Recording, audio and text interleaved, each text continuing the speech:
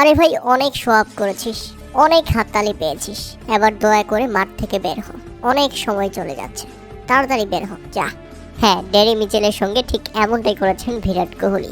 মূলত এটা মজার ছলেই, কেননা যখন Daryl Mitchell back to back century করে 131 বলে 137 রানের চোখ ধাঁধানো এক ইনিংস খেলে পেভিলিয়নে ফিরে যাচ্ছিলেন, তখন বাউন্ডারি লাইনে ফিল্ডিং করছিলেন বিরাট কোহলি।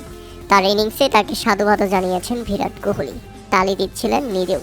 কিন্তু এক পর্যায়ে ড্যারি মিচেল খুব স্লো হাঁটছিলেন গ্যালারির দিকে তাকিয়ে তাকিয়ে, কেননা দর্শকরা তাকে বাহবা দিচ্ছিলেন।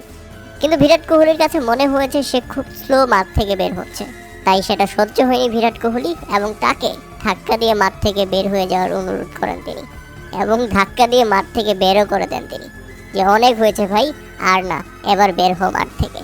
বিরাট কোহলি একটু জ্বলতে পারেন, কেননা এই তো কিছুদিন হলো আইসিসি ওয়ানডে র্যাঙ্কিংয়ে নাম্বার 1 ব্যাটসম্যান হিসেবে পরিচিত হয়েছেন তিনি।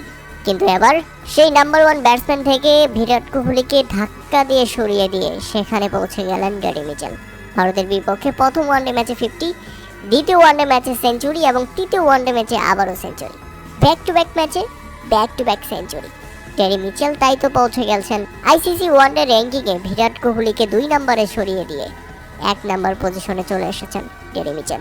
বিশ্বের ওয়ানডেতে 1 নম্বর এবং সেরা ব্যাটসম্যান হিসেবে ড্যারি মিচেল নিজের জায়গা করে নিয়েছেন বিরাট কোহলিকে সরিয়ে দিয়ে।